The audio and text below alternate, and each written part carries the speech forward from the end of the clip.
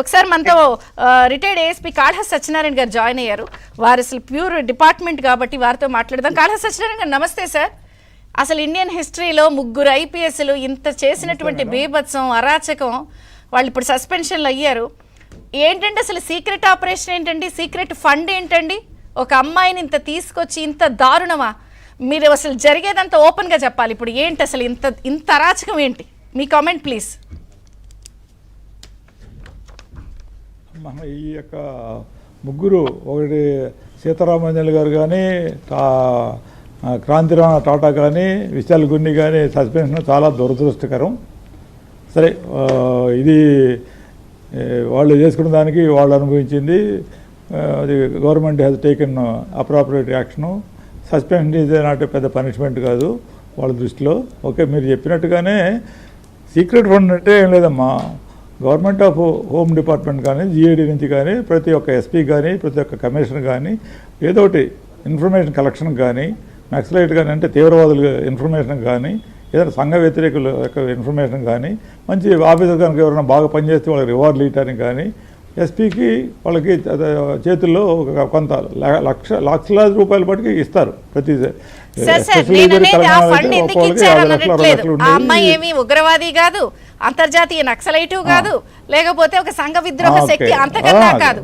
అలాంటి ఫండ్ ని ఒక లేడీని తీసుకెళ్లి ఒక 68 ఇయర్స్ ఉన్నటువంటి వాళ్ళ మదర్ని, 74 ఇయర్స్ ఉన్నటువంటి వాళ్ళ ఫాదర్ని వేరువేరు బళ్లల్లో తీసుకొచ్చి చిత్రహింసలు పెట్టి, ఇది ఎంతవరకు కరెక్ట్ అండి? దానికి ఆ ఫండ్ వాడటం ఏంటి?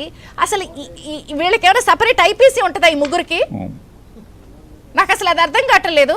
ఒక separate IPC, separate police manual, separate rule book. వాళ్ళకి మరి ఏ విధంగా చేశారో మరి వాళ్ళ పిఏ టు సిపి ఇన్స్ట్రక్షన్ ప్రకారం అతను పర్చేజ్ ఆఫ్ టికెట్స్ కొనటం ముందరగానే, ఫస్ట్ 1 డే అడ్వాన్స్గానే, తర్వాత మొట్టమొదటి లేడీ కానిస్టేబుల్స్ వాళ్ళు లేకపోవటం, తర్వాత వాళ్ళకి టికెట్లు కొనటం, ఇవన్నీ కూడా ఇది మిస్యూజ్ అనమాట. అంత ఉగ్రవాదేం కాదు. ఆమె పట్టుకురావచ్చు, ఎవరైనా పోయి ఒక లేడీ ఎస్ఐ వాళ్ళ లెవెల్లో సరిపోయింది ఈ కేసులో. ఒక విశాల్ గున్ని పోయి ముందర దాన్ని రెక్కీ చేసి వాళ్ళందరూ వాళ్ళ ఇల్లు, వాళ్ళ అపార్ట్మెంట్స్, వాళ్ళ లొకేషన్స్, అక్కడ లోకల్ పోలీస్ తోటి కాంటాక్ట్ అవుతారు కదా. కనీసం ఇక్కడ నుంచి ఒక డీసీపీ లెవెల్ వచ్చాడంటే అక్కడ ఉన్న వాళ్ళు కూడా, ఏరియా డీసీపీ వాళ్ళు కూడా కొంచెం కోఆపరేట్ చేస్తారు. ఓహో ఇది పెద్ద ఏదైనా వాళ్ళకి తెలుసు, అక్కడ వాళ్ళకి కూడా తెలిసే కదా ఇదంతా చేసింది తతంగం అంతా కూడా. Already there is a case against somebody, important person మీద ఈ అమ్మాయి పెట్టింది కేసు. ఆ కేసు ఉందని వాళ్ళు తెలుసు. దాని నుంచి ఇదంతా కూడా కుక్కప్ అయిపోయింది. పోయినసారి ఎఫ్ఐఆర్ అదంతా జరిగింది. దాని మీద కుక్కల నాయసరావు ఎఫ్ఐఆర్ ఇచ్చిన దాని మీద వీళ్ళు రిజిస్టర్ చేసి ఇమీడియట్గా జంప్ చేశారు. అంత హడావుడి చేయాల్సినంత నెసెసిటీ లేదు. It is a normal case, పెద్ద సెన్సేషన్ కాదు. గవర్నమెంట్ పడదోసే అంత ఇది లేదు. యాంటీ నేషనల్ యాక్టివిటీ కాదు, యాంటీ స్టేట్ యాక్టివిటీ కాదు, యాంటీ టెర్రరిస్ట్ యాక్టివిటీ కాదు. అమ్మాయి కూడా ఒక ఎడ్యుకేటెడ్, ఒక డాక్టరు, మంచి చదువుకుంది, ఒక యాక్టరు, ఒక యాంకరింగ్ పనిచేస్తుంది. She is a gold medalist from our track record. But personal is everybody is having their personal weakness. That I'm not going to that. But కుక్కల నాశరావు కాకుండా సంబంధాలు that is different. We are not going to. But దాన్ని వాళ్ళు utilized అనమాట. ఏ utilize అంటే ఏ పర్సనల్ ఇంట్రెస్ట్, పొలిటికల్గా ఇంట్రెస్ట్ కావచ్చు, వీళ్ళు బెనిఫిట్, వీళ్ళు చేసేవాళ్ళండి పొలిటికల్ అని చెప్పినట్టు చేస్తే మనకి నెక్స్ట్ ఫర్దర్ ప్రమోషన్ వస్తూ ఉంటుంది. ఎస్, పర్సనల్ ఇంట్రెస్ట్లే. మరి ప్రమోషన్ ఉంటుంది, మంచి పోస్టింగ్ రావచ్చు. మంచి పోస్టింగ్ తర్వాత ఇప్పుడు ఉన్నాడు Seetharamanjali, next is going to retired 1 or 1.5 yearలో.